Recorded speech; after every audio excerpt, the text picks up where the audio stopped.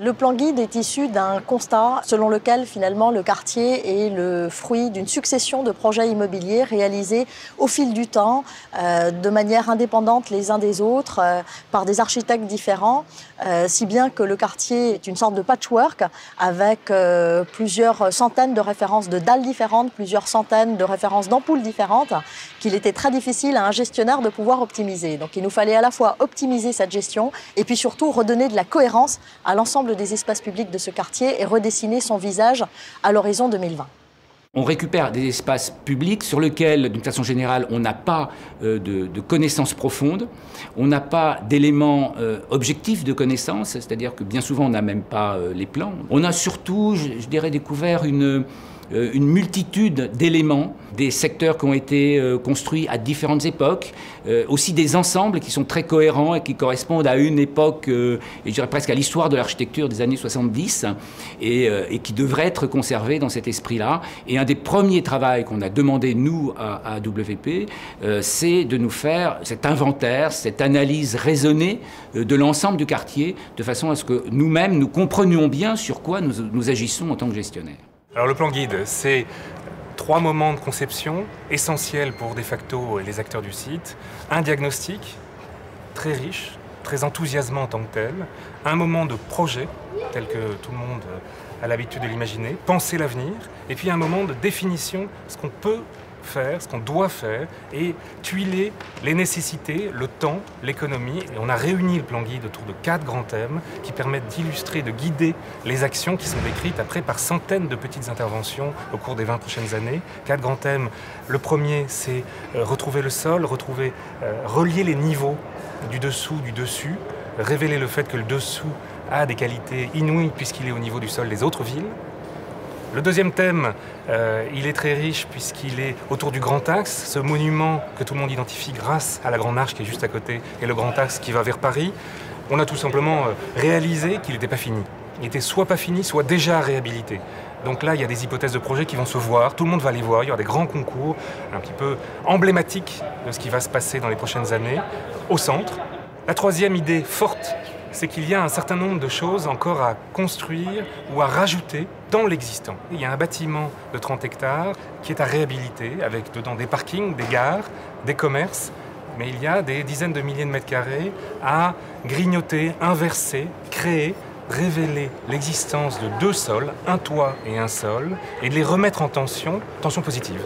Aller de l'un à l'autre plus facilement, glisser de l'un à l'autre, avoir envie d'aller à l'un et à l'autre, c'est 2 morceaux de ville, et c'est ça qui fera longtemps l'originalité de la Défense.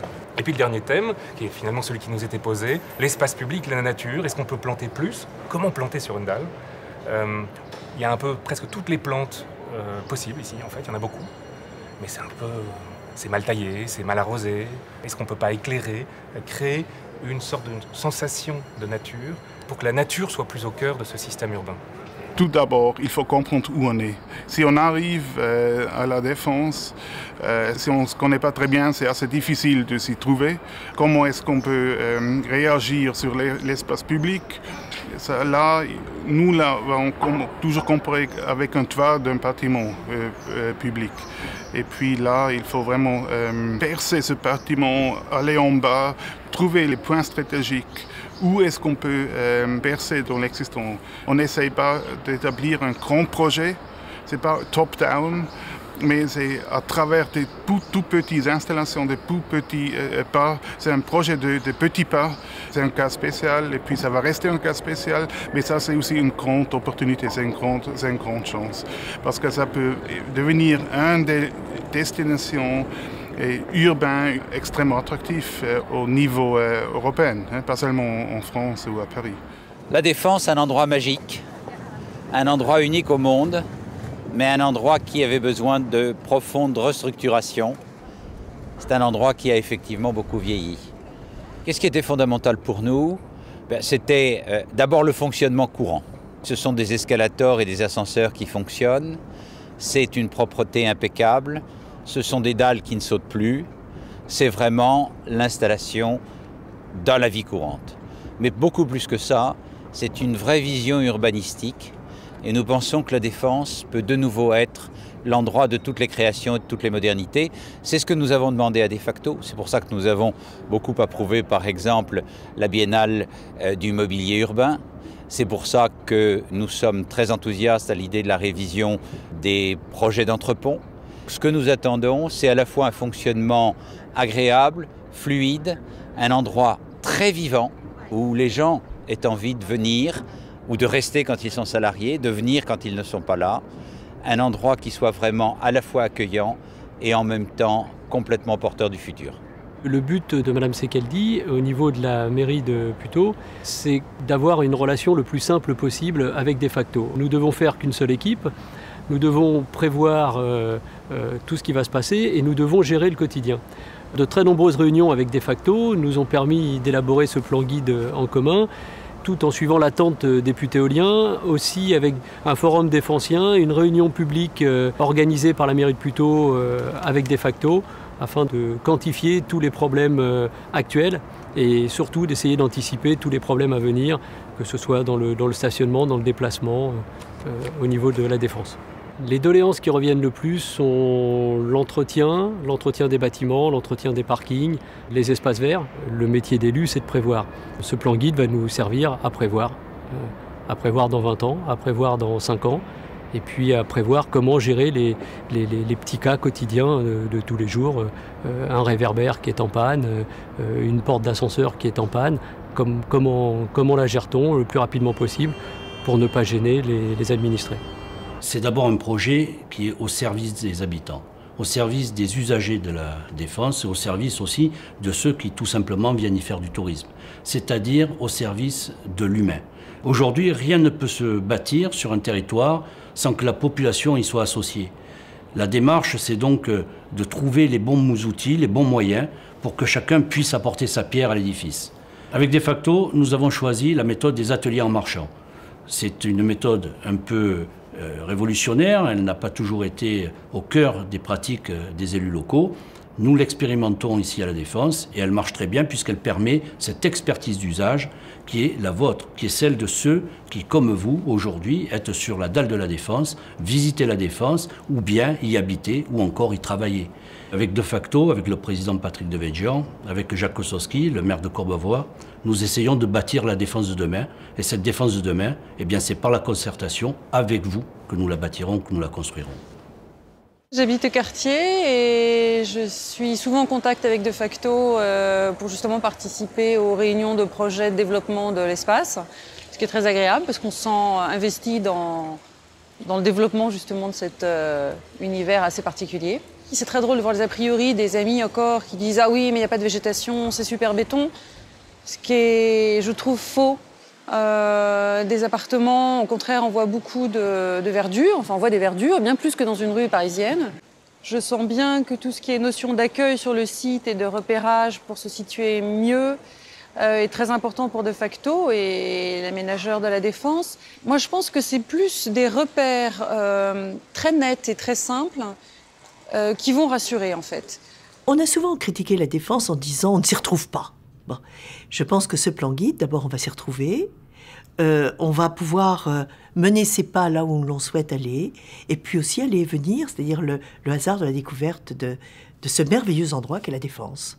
On rentre dans un monde, on comprend le cubisme, on comprend l'abstraction, parce qu'une façade qu'on connaît bien, d'un seul coup, elle va se déhancher, elle va prendre une autre couleur, d'autres reflets, et puis à un autre moment, elle va reprendre sa forme. C'est un lieu emblématique des grandes sociétés, des grands métiers. Le plan de renouveau fait que de nouvelles tours se construisent. Carpe Diem a été livré vendredi soir et Carpe Diem a besoin de ce qui est en train de se faire. Il faut que tout cela vive mieux encore, que la signalétique, que le plaisir d'aller et de venir sur la dalle de la Défense soit joyeux, soit facile, soit utile. Et tout ce qui est en train de se faire à la Défense ne fera que l'acter encore mieux. La Défense, c'est on voit haut et on voit loin. Alors pour Unibail-Rodamco, la Défense est un quartier très important. Nous y concentrons une très grande partie de notre patrimoine.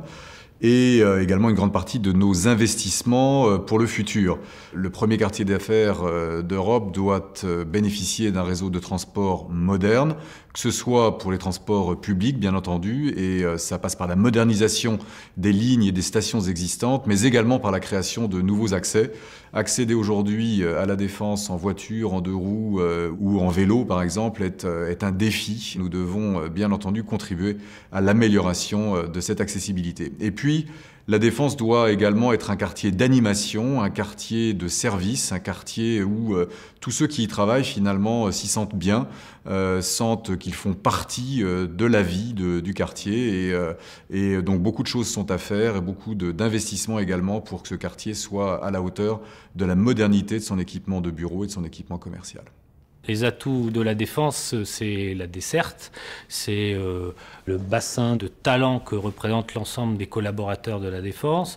C'est un site internationalement reconnu aujourd'hui comme d'ailleurs le premier quartier d'affaires européen. Quand la Défense a été conçue, une grande volonté de mutualisation entre les équipements, les ressources a été opérée. C'est le cas des parkings qui sont mutualisés, c'est le cas de l'excellente desserte par les transports en commun ou encore des réseaux collectifs de desserte d'énergie qui permettent des économies d'échelle et une mutualisation. À nous, aujourd'hui, sous les principes du développement durable, de valoriser ce capital déjà installé sur la Défense. On attend un espace fonctionnel qui permet de circuler très facilement, mais on veut aussi pouvoir répondre à de nouveaux usages, se promener, se divertir, se rencontrer, communiquer, se détendre, la culture. Les espaces tour à tour doivent être finalement caméléons, s'adapter aux différents usages sur des amplitudes horaires bien plus larges, au-delà des simples heures de travail. Ensuite, le plan guide doit donner aussi confiance à l'ensemble des acteurs et des investisseurs, c'est-à-dire nous aider à nous projeter dans le futur du quartier d'affaires et son évolution à moyen terme. La Défense est une sorte d'objet extraterritorial. C'est un objet qui est très singulier à la fois par sa conception, mais aussi par le fait qu'il est entouré d'un boulevard, même si ce boulevard a été transformé en avenue avec des feux rouges. Mais c'est un peu la métaphore d'une île. D'une île qui vivrait sa propre vie et sur laquelle se développerait, pousserait des tours comme poussent des palmiers sur les îles du Pacifique. Peut-être que justement, ce caractère extraterritorial extraordinaire de la Défense doit évoluer pour devenir plus ordinaire. Pas pour se banaliser, mais pour devenir plus proche peut-être tout simplement de la ville telle qu'on la connaît. Et la ville, ce sont des rues, ce sont des adresses, ce sont des lieux aussi qu'on identifie, qui se relient les uns avec les autres dans un continuum. C'est peut-être ce continuum qu'il faut retisser avec ce qui l'entoure, se prolonger bien sûr vers l'ouest, vers la Seine, mais aussi se prolonger peut-être vers le nord, vers le sud, travailler sur ces franges, sur ces coutures, sur ces limites. Et l'écrasante majorité des usagers de la Défense, des gens qui y travaillent, viennent en transport public. C'est un nœud qui va encore se renforcer avec le réseau express du Grand Paris, qui va donc encore concentrer peut-être cette capacité à fédérer sur un territoire assez restreint de multiples activités. Il faut peut-être que ce nœud soit aussi un nœud d'échange, qu'il soit un nœud de relais, qu'il soit un nœud qui partage, qui se relie avec d'autres nœuds pour justement créer, être partie prenante d'un maillage à une échelle plus large. Il y aura d'autres polarités. Pleyel sera un très gros nœud de transport également, Massy sans doute. Donc autour de ces grands nœuds vont se structurer de nouveaux pôles. On est encore dans une métropole très centralisée autour de Paris, avec qui gardera sa force, son image bien entendu. Mais l'enjeu véritablement du Grand Paris, c'est aussi de favoriser l'affirmation ou l'émergence ou le développement de pôles qui ne soient pas seulement des pôles d'attraction pour de l'activité ou des pôles commerciaux, mais des pôles qui soient justement multifonctionnels. Ce plan guide, il est là pour rendre agréable à vivre, enfin, cet espace qui a été construit au fil de l'eau au cours des années, mais sans finalement grand souci des utilisateurs. Pour conduire notre réflexion, nous nous sommes rapprochés des utilisateurs, d'abord les entreprises, ensuite les salariés et bien entendu les habitants. Et c'est en concertation avec eux et de leurs besoins surtout que nous avons pu construire ce plan guide. La Défense doit être un lieu d'attractivité que l'on vienne voir déjà rien que pour sa conception et pour son originalité. C'est un musée à ciel ouvert, c'est déjà tout à fait exceptionnel pour un endroit où on travaille, le mélange de la culture et des affaires et du travail, mais il faut aussi que ce soit un lieu convivial. Or, ça ne l'est pas toujours, et donc nous travaillons à la convivialité du lieu. Donc si nous réussissons à faire tout ça à la fois, un lieu de culture, un lieu de travail et un lieu de convivialité, je crois que ce sera encore plus un endroit exceptionnel. Ça l'est déjà.